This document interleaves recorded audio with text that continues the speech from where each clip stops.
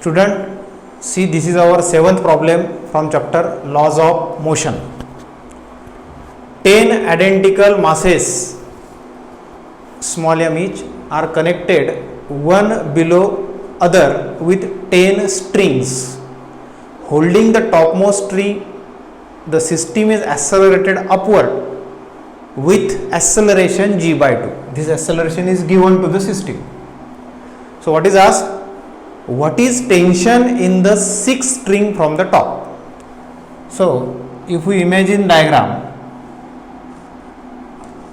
first mass, second mass, third mass, all masses are identical having mass m and so on. 10 such masses are attached one after another and this system is formed. This is so on. And what happens here, by holding the topmost string in the hand, here particular tension is given in upward direction with acceleration g by 2. So let us consider this T1 tension in topmost string, and if you consider complete this system, then the mass of this complete system, it becomes 10 m. And the weight of system becomes 10 times mg, which is acting vertically downward. So for this complete coupled system, what we can write? T1 minus 10 mg. Why minus? Because it is acting vertically downward direction and T1 is acting vertically upward direction, is equal to resultant force acting on the system. And we know that resultant force is nothing but m into a. So it becomes 10 m a, equation 1. This is for complete system. Now if we consider the different parts of system, that means these individual masses, tension acting on individual masses are different. Tension acting on each string segment is different. So we have asked that what is tension in 6th string. So one by one we have to reach up to the 6th string.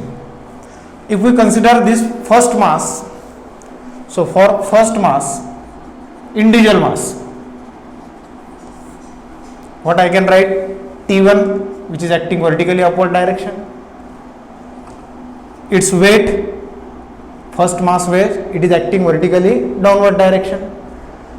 At the same time, here T2 tension is acting in between these two masses. That means T2 is the tension in 2nd string. So that tension, it is subtracted from T1. So what happens here? T1 minus T2 plus its weight mg is equal to resultant force ma. Remember here, this T2 I will make here cross. Cross indicate that tensions are acting on the string. So this tension, it is acting in downward direction. So we have added T2 plus mg for this individual mass.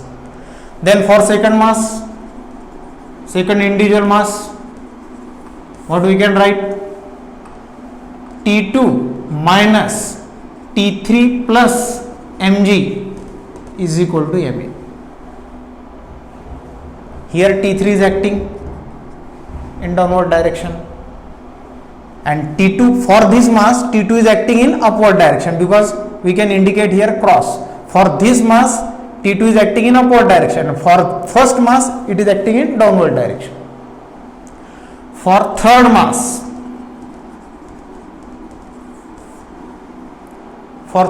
what we get? T3 minus T4 plus mg is equal to ma, and so on up to 6th string. So that means what we can write? T6 minus T5 plus mg is equal to ma. So by adding all these terms, we can relate relation between T1 and T6. How? T1 minus T6 plus 5 mg is equal to 5 me. Adding all these equations, we can relate first tension T1 and tension acting in the sixth string, that is T6. So this is the equation second equation. Now we have to find out T6, and we know the value of T1 from equation 1. What is T1 here? T1 is nothing but 10 mg plus 10 ma. Substitute here 10 mg plus 10 ma minus T6 minus 5 mg 5 ma. So 10 mg and minus 5 mg, it becomes 5 mg, and 5 mg minus T6, it becomes minus 5 ma. So now T6 is equal to 5 mg plus 5 ma. 5 mg plus 5 ma. Then substitute the value of A here. A is given to you. Acceleration produced in the system is g by 2. So 5 mg plus 5 m g by 2. So it becomes 5 mg plus 2.5 mg divided 2.5 mg. So it becomes 7.5 mg. T6 becomes 7.5 mg. This is your answer. See, this is 8th problem. Two galaxies of masses 9 billion solar mass, 9 billion solar mass and 4 billion solar mass, these two masses are given to you, are 5 million light year apart. If the sun has to cross a line joining through them without being attracted by either of them, through what point it should pass? So diagrammatically I will represent this whole problem here. Suppose this is first galaxy, this is second galaxy. The mass of first galaxy I will represent as m1. It is 9 billion. Remember, billion means 10 raised to power 9. 1 billion means 10 raised to power 9 times solar mass. This is the mass of first galaxy. Then second galaxy 4 billion. So 4 into 10 raised to power 9 times solar mass. Mass of sun means solar mass. Are 5 million light year apart. Distance between them, that is r, small r. It is 5 million. Million means 10 raised to power 6.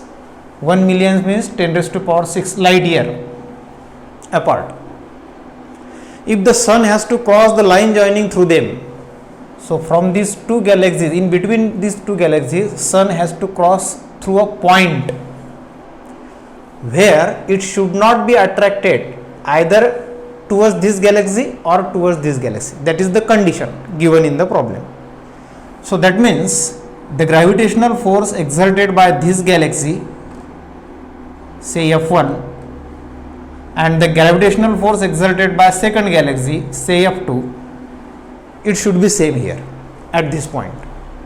So we have to find out the distance of this point either from this galaxy, first galaxy or second galaxy. So let F1 is equal to F2. So this point lies, suppose, at distance R1 from first galaxy and at distance R2 from second galaxy. So obviously it is clear that R1 plus R2, it is nothing but 5 million light year distance. So 5 into 10 raised to power 6 light year distance. F1 is equal to F2, this condition we can use here. So apply Newton's law of gravitation. we know that F is equal to G m1 m2 upon r square. So here m1 is 9 into 10 raised to power 9 ms.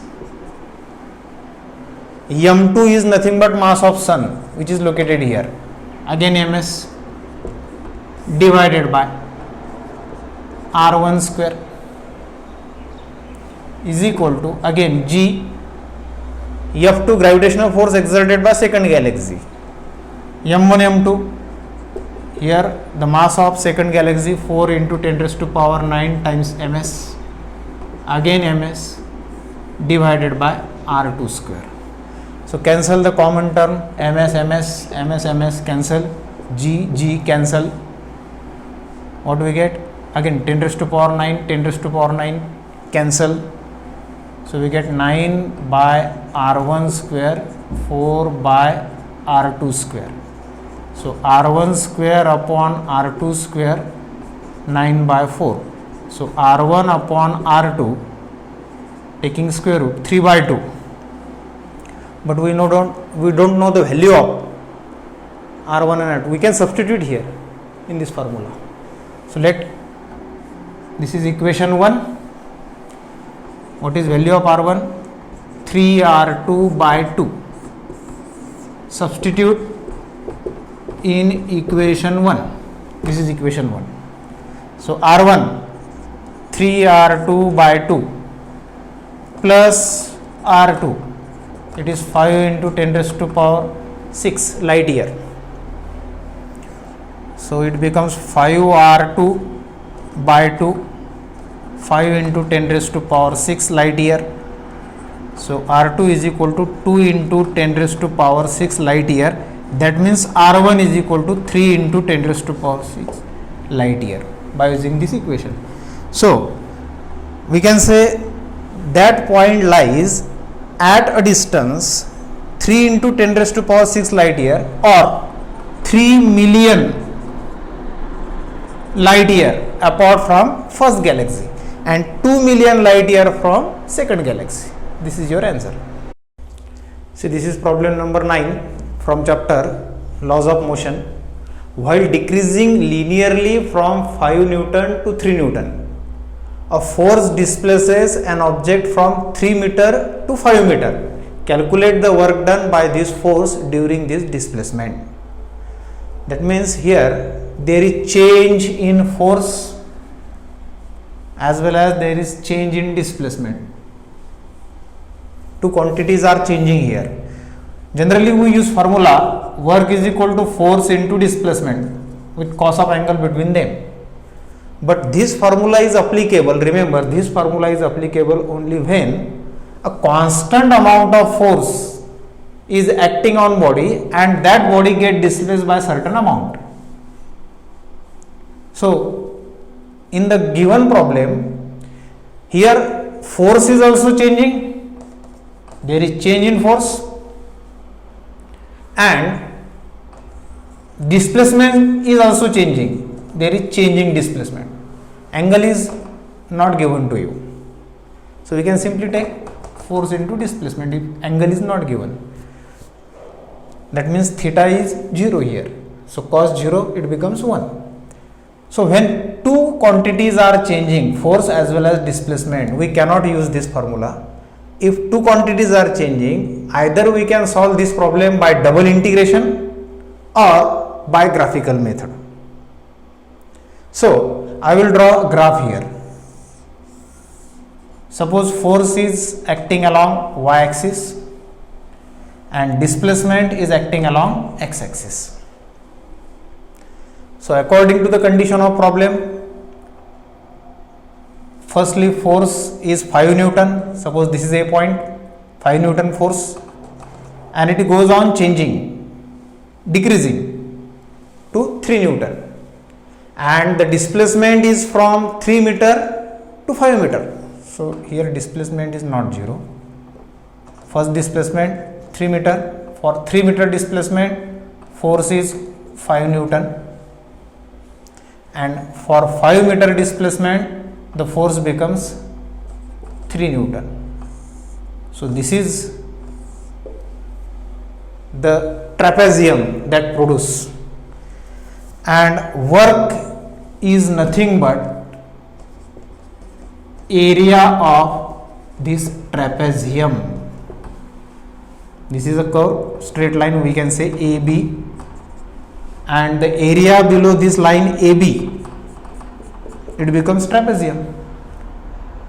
Let us illuminate it, A, B, C and D. So area of trapezium A, B, C, D. This will give us work. So what is area of trapezium? 1 by 2 sum of two parallel side into perpendicular distance between two parallel sides. So this is perpendicular distance, 2 meter. So 1 by 2 sum of two parallel side, these are two parallel side, it becomes 5 plus 3, and the perpendicular distance 5 meter minus 3 meter, it becomes 2. So 1 by 2 into 8 into 2, 4 into 2, it becomes 8. The unit will be joule, 8 joule. This is the work done.